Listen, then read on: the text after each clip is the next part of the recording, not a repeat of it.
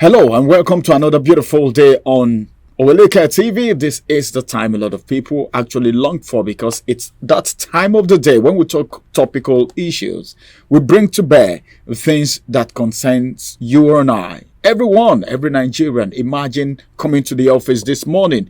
It was somehow very, very difficult because, well, there was no fuel. We got to the station, the filling station, and the queue was something else. But then we are here because you deserve to get the review for the day. My name is Ramsey Enoch, and joining me is Bright Emafidan. Good morning, Bright. Good morning, Ramsey. It's good to have you. I want to give you a title. Can you take it?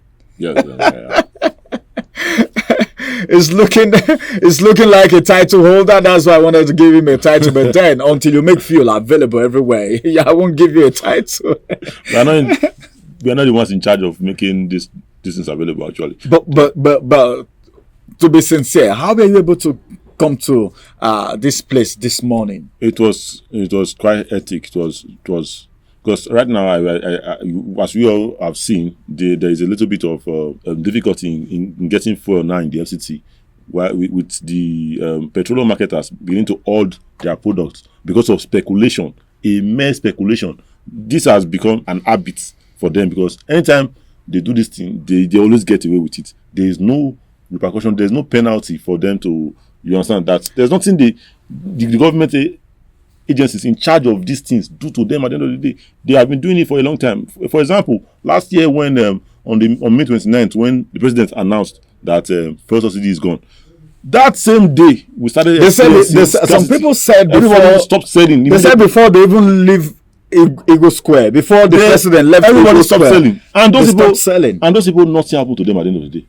You understand? The next day, they started selling at outrageous prices because there was scarcity. As the ones that were selling began to sell at outrageous prices. And guess what? Those people went scot-free. Nothing happened to them. There was no penalty. There was no repercussion for what they had done. But why is it that these people are there and they are not regulated? But we were told they have regulatory bodies. That's what we don't know. But I want to think something. I don't know. Maybe I'll need to ask you about this. The marketers, why are they actually hoarding the fuel? Because you go to some filling station and they'll tell you it is only this pump that is selling. At the end of the day, if you check, they have product on ground, but they just tell you one pump, two pumps selling.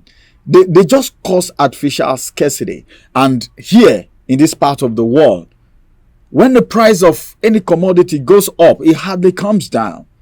So why this panic? What do they tend to gain? And don't you think, like we're hearing about protests everywhere?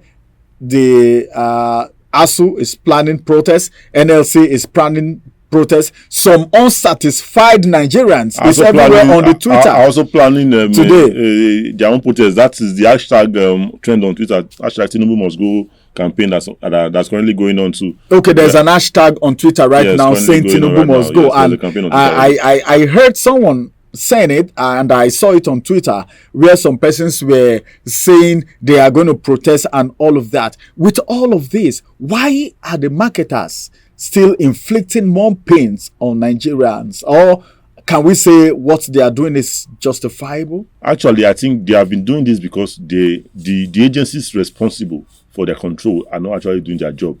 This is because Nigerians are very, very patient people. We don't actually react until it gets to. But these people have unions, no pen and the rest. You understand? Those people do not even care about the citizens. What they care about is themselves. Because if you see that every time that the government does something that does not favor them, they go on strike. But when their members are doing things that are not favorable to the citizens, the consumers, they don't say anything about it. Like, for example, we see these people doing this thing every single time that there is speculation about petrol. They increase their prices, they stop selling. You understand? And who suffers this? The consumers. That's the people that are buying these products. Now, so far, they have been doing this thing for a very long time.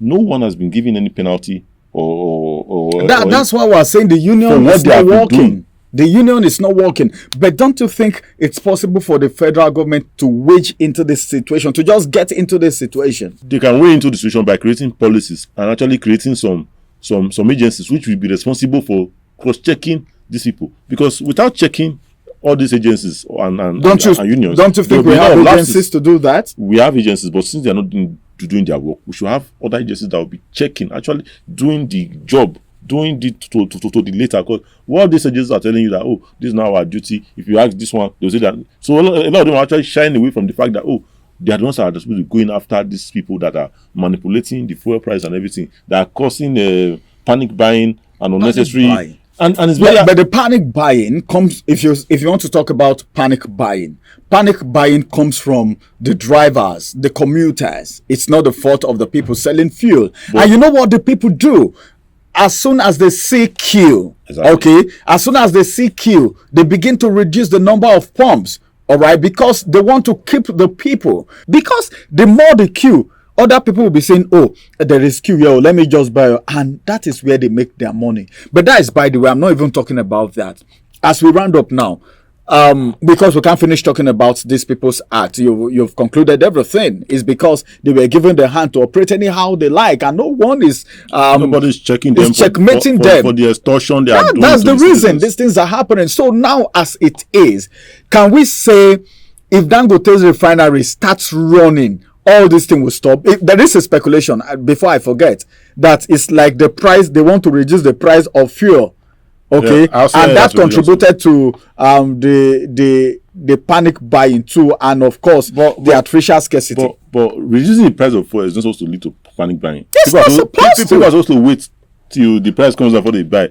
But I think this time around, this is caused by the speculation that came before that one, that Dangote's product is coming out. It's going to be rolled out this July. So, and we are expecting to sell at higher prices, because the crude that they said he used were imported mainly from the US. That the Nigerian IOCs didn't international oil companies enough crude from the country. So we hear that we are expecting crude that will be very petroleum product that will be more expensive from his refinery, actually. So if Dangote's refinery stop working, there is no assurance for Nigerians that the price of fuel is going to go down. Is that what you're saying? For now, there's no assurance, but maybe hopefully in the future we might have something cheaper. Guess what?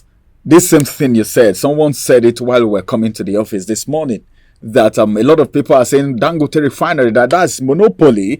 Dangote can decide to sell at any price depending on how he bought it, and you can't question him. But I believe he cried out when these things were happening. He cried out a lot of times that, oh, these IOCs are. Somebody said that was a selfish cry. Somebody said it this morning. How is it a selfish cry? Somebody cannot get the crude. He built that refinery in Nigeria because we have crude oil. You cannot go and build the crude oil in a nation that does not have crude oil. Yeah. He built it here because we have the crude. He targeted our crude for the refinery. So now, not getting the crude he targeted, now it's something else, because we're supposed to be the ones benefiting from the refinery first. Because he didn't build it for himself, for himself, like for Nigeria alone. He built it so that he can be exporting to other African countries, because that's going to boost the economy of the nation. Yes. Do you know that? So I don't know what people are saying. Well, thank you very much, Bright Mafidon. It's been a very wonderful time. I hope to have you on the review again some other time. Well, have a wonderful weekend wherever you're going. You can give someone a call. You know who I'm talking about? Yeah. How did you know? I'm suspecting you. That's on the light and on viewers. This is how we keep the weekend rolling. The weekend starts right here. All right. So go have fun. Don't allow things happening around. Put your back on the ground. Don't be discouraged. Don't be emotionally down. Don't be psychologically weighed down, because everything is going to be all right. Just keep praying, keep trusting God, keep doing your best. I will see you again. That's going to be on Monday on Review. My name is Ramsey Enoch. Bye-bye for now. Have a lovely weekend.